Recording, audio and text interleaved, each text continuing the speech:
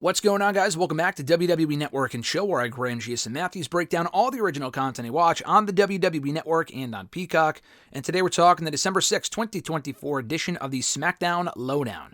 Megan Morant and Scott Stanford in the studio, opening up the episode, replaying the ending to the show, with Cody Rhodes knocking off Chad Gable in a very, very good main event before brawling with Kevin Owens to close the show. They then quickly hype up Cody Rhodes versus Kevin Owens for the undisputed WWE Championship at Saturday night's main event next Saturday before running down the other big headlines from the show on Friday, which was a very good show overall. If you haven't already, check out my SmackDown audio review from yesterday here on the channel, breaking down a very newsworthy SmackDown, a very enjoyable SmackDown of that as well. They then replay the Women's United States Championship Tournament quarterfinal triple threat match. What a fucking mouthful that is. With Tiffany Stratton beating Naomi and Elektra Lopez to advance in the tournament to the semifinals next week on the show. We hear from Tiffany Stratton backstage afterward with Byron Saxton. And she doesn't say it's a foregone conclusion. She didn't say it was a foregone conclusion that she was going to win that match. She just says, duh, like in her Tiffany way, that she was going to win and then go on to become the Women's United States Champion. So she vows to win next week on Friday and Saturday and become the inaugural Women's United States Champion. She could win 3 big matches in the span of 8 days and win gold. I don't think she will. She is still Miss Money in the Bank after all. I guess she could fucking lose and then cash in on that title anyway. That would just be stupid. If the Money in the Bank contract you could use on mid-card belts, the men's one, I guess you could do the same thing with the women's, right? That would be dumb. It's something they could do. I would hope they don't. But anyway, back in the studio, they preview Michin versus Tiffany Stratton in the semifinals next week on SmackDown. Megan Morant then questions if Tiffany Stratton is underestimating Michin, which makes me hope that Michin does go over next week. A Bayley-Tiffany final would be fine. That would be a good match. Just Tiffany's not going to win this belt, and she shouldn't either. She's already the fucking Miss Money in the Bank. So unless she's going to hold the U.S. belt for a little bit and then lose it and then cash in that contract and the main women's title, that's just too complicated. Just fucking do not have her win that belt. She doesn't need to win it. I would be more okay with Bayley winning the belt, but Bayley facing Tiffany makes it more obvious that Bayley is winning. The finals are Chelsea Green and Michin. It's not a sexier match as far as star power and whatnot. I get that, but it's more unpredictable. So I'd rather see that. Even Bayley and Chelsea Green would have been nice, but that's the semifinals and not the finals. So it is what it is, I guess. But anyway, they go on to replay Bianca Belair beating Piper Niven in a very good match, a match that I was not expecting to be as good as it was. And not because of the women involved, but more so because this could have just easily been treated like a throwaway singles match. And it ended up being very good with a bunch of time given to it, and the crowd was into it. That was a pleasant surprise. Scott Stanford says the pursuit of Jade Cargill's attacker continues because it was ruled out that it was Piper Niven. And then Megan stupidly says, well, they ruled out Piper Niven, but not Chelsea Green. I assume this was just a flub. And I can't imagine that was scripted for her to say Chelsea Green was in the fucking ring when Jade was attacked. How the fuck could it have been Chelsea Green? That doesn't even make sense. The only way it could have been Chelsea Green was if, again, Piper did it for Chelsea. But they literally said that Byron said on SmackDown that she was sitting in Gorilla. So unless Chelsea hired someone else to do it, or she did it before she went out, that still doesn't make sense. If it wasn't Piper, it certainly was not Chelsea. That's fucking stupid. They rolled out Piper, and by proxy, they rolled out Chelsea. If they continue on with it being Chelsea, that doesn't even make any fucking sense. She was in the ring with Bianca. That makes no sense. Anyway, so Byron interviews Bayley backstage, and Bayley says that she doesn't think anyone is 100% post-War Games because she's facing Chelsea next week. Tiffany's also in the semifinals next week. Tiffany's not 100%. Bayley's not 100%. Could, Chelsea Green take advantage of that? Blah, blah, blah. She does acknowledge Chelsea Green's momentum right now. She acknowledges how she has her fans and she's getting over whatever.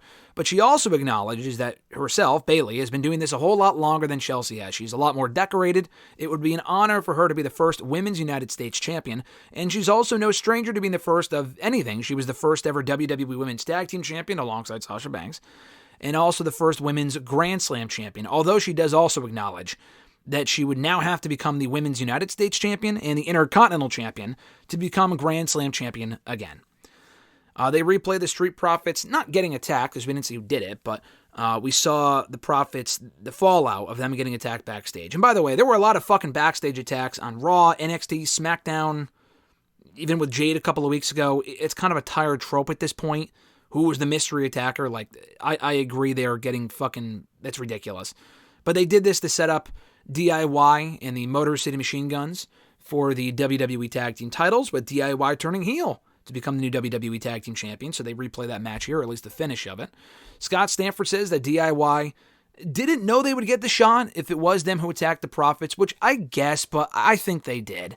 I mean, I think who else could have fucking attacked the Street Profits? The same person who attacked Jade Cargill? Unless we have a fucking racist attacker on our hands that's just going after the black people of SmackDown, which would be quite the gimmick. I tell you, that'd be quite the fucking gimmick. I don't think it was the same person, obviously. They didn't say that. But I also do think it was DIY. I mean, why wouldn't it have been? Attacking the Profits allowed them to get the title shot and turn heel. So it was definitely them, whether it was both or just Gargano or just Ciampa. It was definitely fucking both, or it was definitely them. And they definitely knew they would get the opportunity because they knew the Guns they were close with, or at least, Shelley is close with Gargano anyway, not Ciampa. But he's buddy-buddy with them and all this other shit. So it would be logical to assume that they would get the tag team title shot because they knew the Guns would want to fight, and they did. And then they beat them for the belts by blindsiding them. So that does make sense, actually. They replay the Bloodline attacking LA Knight and Andrade on the show. We hear from LA Knight afterward backstage. No, formal interview. He's just talking to the camera. A straightforward, serious promo from Knight. And he does throw in some of his catchphrases, but it was largely a serious promo. And I haven't really honestly heard him cut a serious promo in a while. It's just been a lot of the same cocky shit because he was the champion, but he's not the champion anymore. I thought this was great, though. He says that everyone's coming from all angles, whether it's the Bloodline, Andrade, Nakamura. Everyone wants a piece of LA Knight. And he's not taking the time to regroup. He's getting right back into the thick of things. And he said this is a different Bloodline than he dealt with a year ago, which is true. Solo Sikoa is still prevalent, but now he's dealing with the Tongans and Jacob Fatu and whatever else. So he does say that, listen, I'm going to get a piece of the Bloodline. And after I'm done getting a piece of them, I'm going to get the whole fucking thing when it comes to Nakamura and getting back my United States Championship.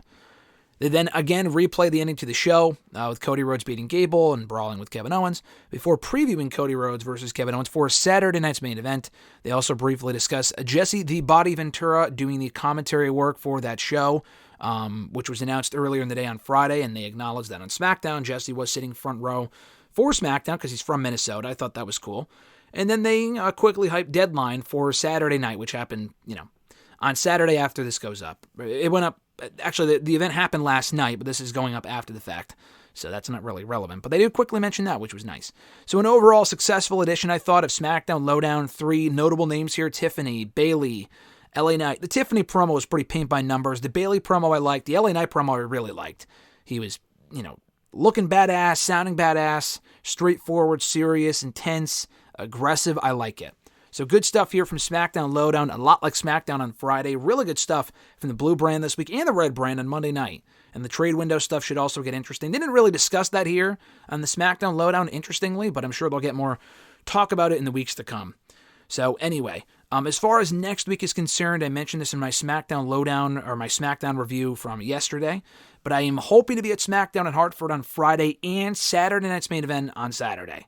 So it's going to be a very quick turnaround, but I'm hoping to go to SmackDown, do the audio review for both early in the day on Saturday, and then leave because I'm not that close to Long Island. It's a couple hours away. You throw in traffic. It's going to be a while. So I'm not going to have a whole lot of time. If I do go to the show, if I don't end up going, then it doesn't matter. But I am hoping to do a review regardless. If I even go to SmackDown, I don't know. This is all kind of up in the air right now as I mention this right now. But I am hoping to go to SmackDown, come back, do the review early in the morning for SmackDown and the SmackDown LowDown, which is already going to be up at that point because they review it or they put it up on Friday nights now, which is nice. It's a lot better for me. And have those go up and then leave for the show. So I'll save my Saturday night's main event review very likely for Wrestle Rant Radio the following week as opposed to doing a separate video on it on Sunday. It's going to be a busy weekend as it is. But just keep an eye out for that next Saturday. If there's a chance I can't do the audio reviews, SmackDown LowDown I will talk about regardless at some point. SmackDown itself, there's no guarantee, but I am hoping to do one next Saturday before I leave for the show and Saturday night's main event. So anyway, guys, have a great rest of your weekend. I'm Graham G.S. Matthews. Have an awesome holiday season, and I'll catch your ass down the road.